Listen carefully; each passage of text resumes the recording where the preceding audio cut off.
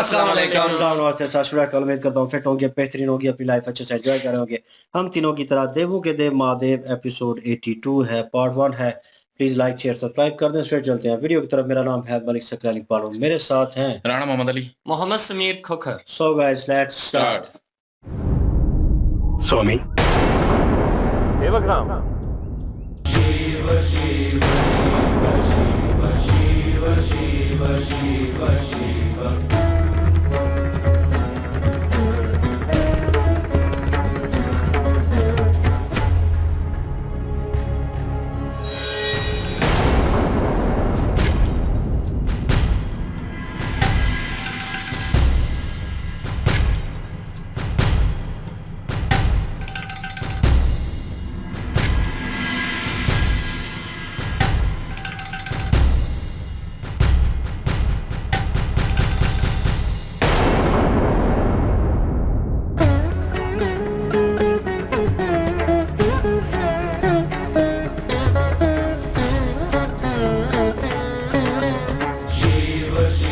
शिव शिव शिव शिव शिव शिव।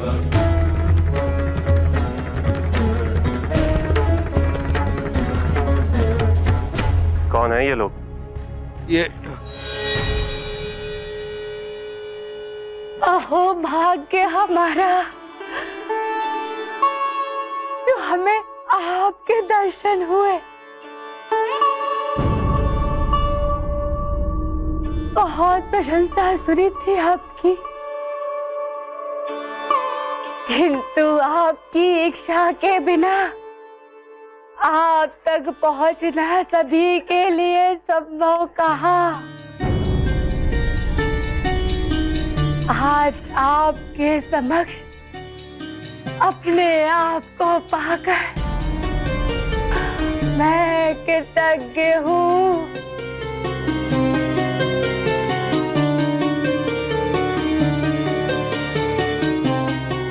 अब ये बताइए कि यहाँ आना कैसे हुआ?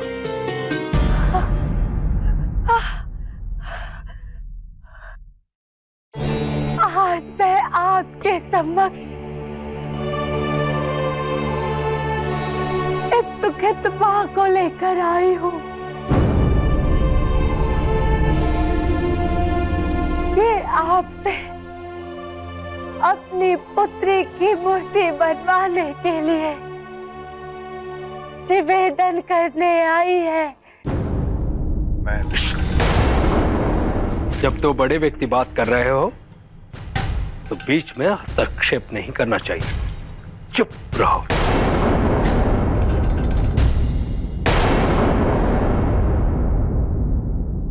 पुत्री कहाँ है तुम्हारी? साथ नहीं लाई उसे? यदि पुत्री जीवित होती तो उसकी मूर्ति गड़वाने की आवश्यकता ही क्यों पड़ती।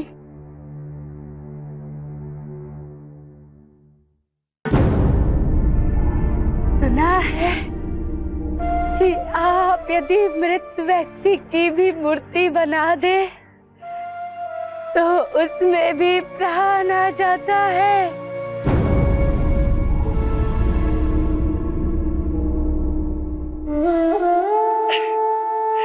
हम बड़ी दूर से आपके बारे में सुनकर आए हैं। आप हमारी अंतिम आशा है। हमें निराश ना करें प्रभु, हमें निराश ना करें, हमारी मदद करें।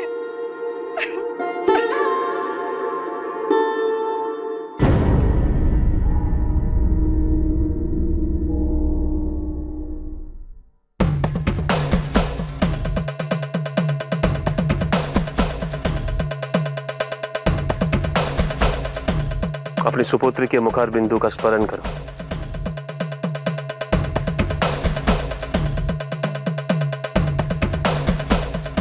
मैं इस पाषाण पर अपनी कल्पना से उसे गढ़ूंगा।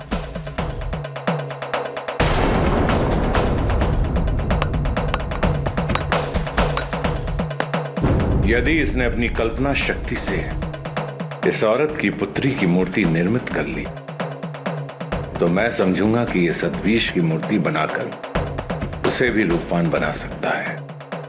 अब होगी इसकी वास्तविक परीक्षा।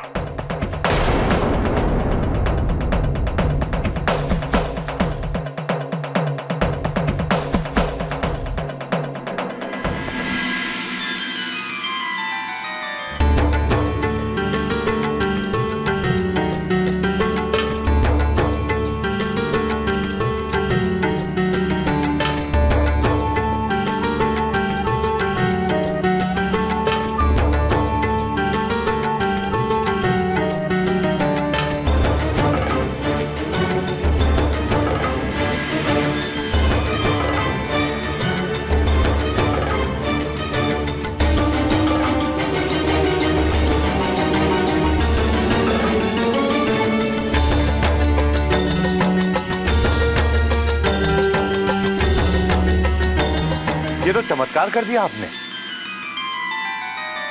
ये तो आश्चर्यजनक है।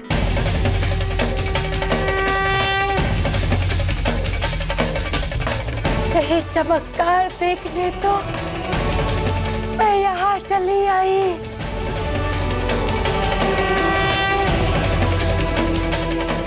आपने बिना देखे ही मेरी पुत्री की मूर्ति बना दी। ऐसा लगता है जैसे वो स्वयं यहाँ खड़ी है। मैं धन्य हुई प्रभु, मैं धन्य हुई। तुम्हारी कल्पना और मेरी प्रेरणा ने इस रचना को साकार किया है। आपके इस कार्य के लिए मैं आपकी आभारी हूँ।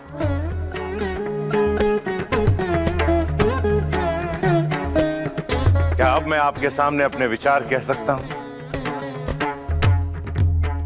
कहिए, क्या कहना चाहते हैं? मैं अपनी पुत्री सती का विवाह अंगीरा ऋषि के पुत्र सतभीष के साथ करने जा रहा हूं। परंतु सतभीष बहुत ही कुरूप है। ब्रह्मा जी ने आपकी अलौकिक शक्तियों के बारे में मुझे बताया था, इसलिए मैं आपसे विनती करने आया हूं कि आप सतभीष की एक रूपवान मूर्ति बना दें, ताकि सतभीष भी रूपवान बन जाए। यदि तुम्हें रूपवान दामाद चाहिए तो रूपवान वर ढूंढो अपने पुत्री के लिए।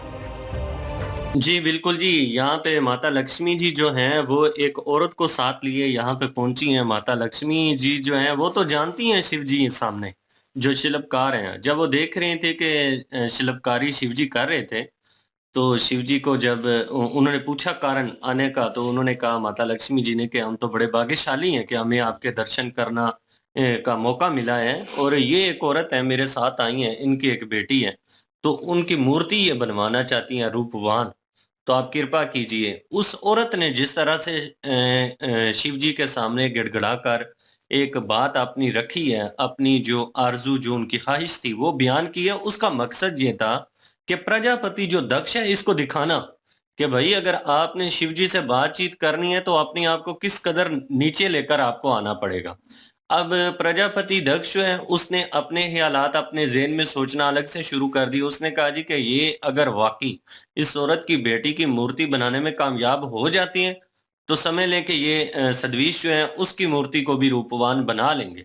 अगर यहाँ पे ये असफल हो जाती हैं तो समझ लें कि जो इनकी परीक्षा होगी उसमें ये फेल हो गए, ये काम फिर नहीं कर पाएंगे। लेकिन शिव जी ने बड़ी अच्छी मूर्ति उनकी तैयार कर दी है। वो औरत जो है वो भी बड़ी प्रसन्न हुई है, माता लक्ष्मी जो है वो भी प्रसन्न हो गई हैं। और जो प्रजापति दक्ष है वो तो कहता है कि ये तो बड़ी हैरान कुन बात है, जिस तरह से आपने ये काम किया है मुझे तो यकीन ही नहीं आ रहा, बल्कि ये तो कोई चमत्कार हो गया। माता लक्ष्मी जी कह रही हैं किसी चमत्कार को देखने लिए तो हम यहाँ पर पधारे हैं। अब ये प्रजापति दक्ष जो है इसको यकीन हो गया, लेकिन अब देखते हैं कि इसके मांगने का जो तरीकाकार है वो शिव जी को पसंद आता भी है या नहीं। नंदी महाराज जो है उन्होंने तो शुरू में ही प्रजापति दक्ष जो है उसकी इंसल्ट कर दी थी।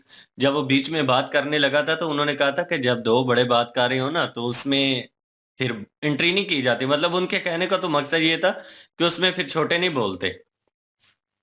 बिल्कुल जी। और जो है वो अहंकार ही तोड़ना था उसका, और इसीलिए उनको कहा जब दो बड़े बात कर रहे हो तो बीच में ना बोलो। तो वो चुप हो गया, पहले बोलने लगा था खुद, और फिर उसको ख्याल आया कि अगर ये इन्होंने जो है बना दी ना मूर्ति, तो फिर मुझे मतलब कि यकीन हो जाएगा कि ये सतबीश को भी जो है रूपवान कर देंगे, उनकी भी मूर्ति बना लेंगे। और पहले तो ये सोच रहा था कल्पना करके कैसे जो है ये बनाएंगे, वो कल्पना उन्होंने करनी है और बनानी इन्होंने है, कैसे बनाएंगे, तो वो इसी सोच में था।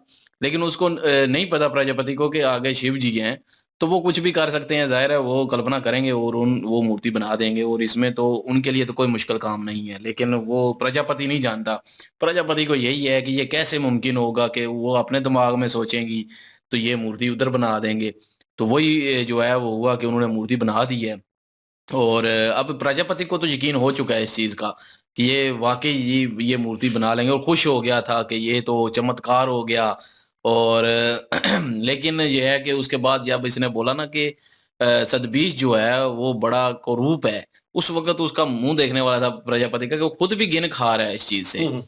तो लेकिन ये है कि बस सती जी को अपने अहंकार को बचाने के लिए कि जी मैं वर ढूंढा है, ये है वो है, तो इस वजह से जो है वो बड़ा सतबीश से ही करना चाहता है और उसको रूपवान करना चाहता है। लेकिन यहाँ पे नंदी महाराज ने भी बोल दिया कि अगर रूपवान ही चाहिए तो किसी रूपवान से विवाह कर दो, तो जरूरी है अभी उससे ही करना है। तो लेकिन ये है कि अभी पता तो सबको ही है कि आखिर पीछे मसला क्या है, लेकिन ये है कि अभी वो क्या जवाब देता है ये तो देखना ही पड़ेगा। लेकिन अपना शिव जी ने जो है वो मूर्ति बड़ी प्यारी जी खूबसूरत जो है वो छोटी बच्ची की जो है बनाई है।